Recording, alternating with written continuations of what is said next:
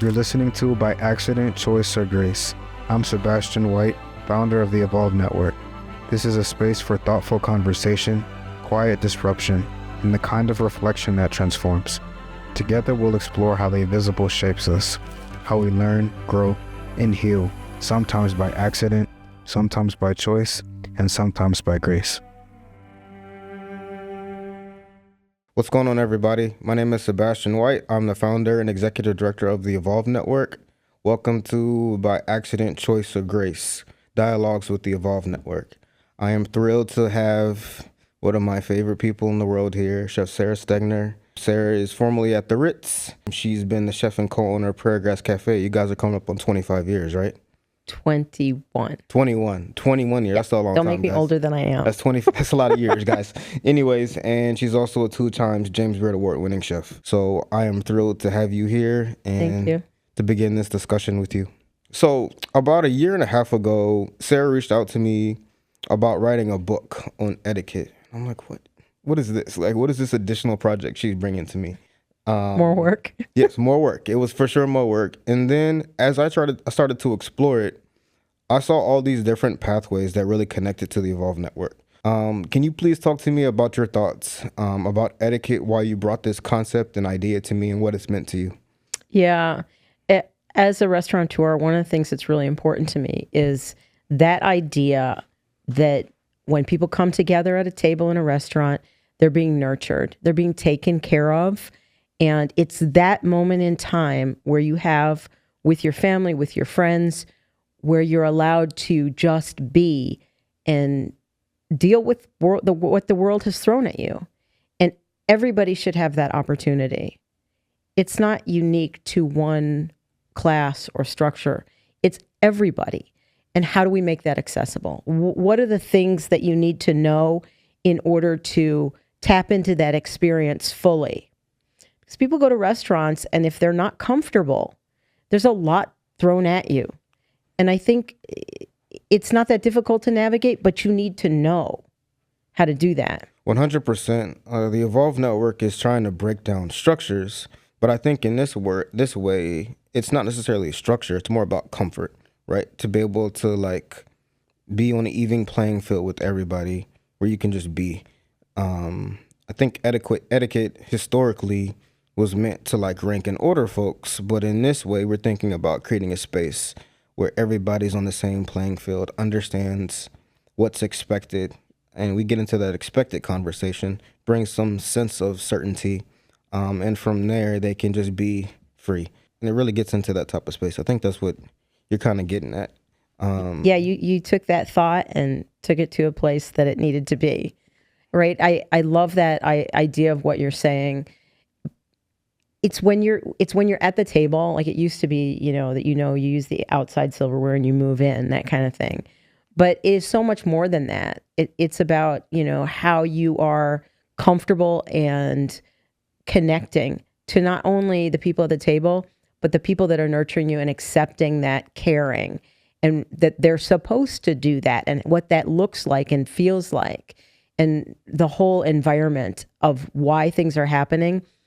When I go out to eat and I take my daughter, we talk about the dynamics in the restaurant. Mm-hmm. And I'm doing that because it's something that's interesting to me. But from her standpoint, she then knows how to approach the situation because she knows what's going on. She knows what's going to happen and what it's supposed to feel like. Have you seen any transition from her as she's gotten more comfortable with those type of practices in terms of being within the restaurant space?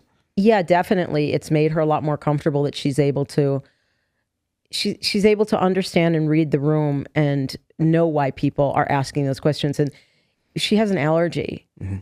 and she needs to speak up and advocate for herself. But from the restaurant perspective, we want the people to do that. We don't want to have any issues. So allowing for those moments in time when it's appropriate and how you say it, that makes life a lot easier. 100%. We're probably jumping the gun here, but it's getting to this idea of how do I support somebody's caring for me, advocating for my needs, all those types of things that get expressed in this space, which people really struggle with. So this type of an experience and having them on multiple occasions offer that type of opportunity to fight for what one needs, what they want.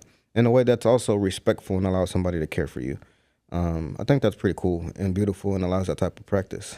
Okay, we can stop the podcast right now. You just hit it right there. That was. We're not stopping, but yes. I totally get what you're saying. That's what it is. It's allowing people to take care of you so that you can then move your life forward. You can then take that nurturing and experience what you need to get from that. And I think it's a really important moment. It's what restaurants do in essence when you boil it down. It's not just look at this artistry on the plate or follow the source. It's all of those things in that moment, what that does for the person. It not only feeds them, but it should feed their soul as well. Like what happens at the table and the connectivity. Love it. Yeah, it's really fascinating to think that way. I think in the practice, others get to see the people that you're supposed to be connecting with get to see you in this space and see what you're asking for and how you need it. And we know all the really amazing things that happen when people get around a table and how they can connect and be with each other. That's pretty special. Yeah, it used to be in your home. You had that time around a table, but oftentimes, like I know in my home, it's very rare that we all come together around a table. We have different work schedules. We're all very busy. So when we go out to a restaurant, that's kind of where it's happening now. Mm-hmm. And if you don't have access to that and you don't have an ability to navigate that situation comfortably, then that moment in time where you're really talking and connecting and moving your ideas forward and sharing and building friendships, that can be hard to have that happen. Yeah. I have had some discussion practicing etiquette. I know when I was 6 or 7, my mom got these tickets. I'm trying to remember what the place was called. But it was a fine dining restaurant. I'd never been to anything like it. And she was like, you can't go till you get down your table manners. So every day at our table, we'd practice. She'd scream at me, yell at me. Like, it was just this constant thing. But I went there. I felt so... I'll never forget that I felt like, I belong here. I'm okay here. That memory will always stick with me. And so I think if we can provide that type of an experience for kids, that sense of belonging in spaces that they don't usually get access to or get to see, could be really meaningful. Yeah. I want to tell you a funny story that when I was at the Ritz-Carlton dining room, it was very formal, and it was a lot of tasting menus, step by step. And we had visiting people from other countries, like dignitaries, come in. Mm-hmm. And one of our hotel people was hosting them at the table. And there used to be this thing where if you had something that you needed to pick up with your hands, there was a little bowl of water that had rose petals in it that you could rinse your hands in. Now, that's really kind of esoteric, but that occurred in this moment, and the visiting dignitary picked it up and drank it. And I was like, the server's telling me this, I'm like, oh my God, what happened?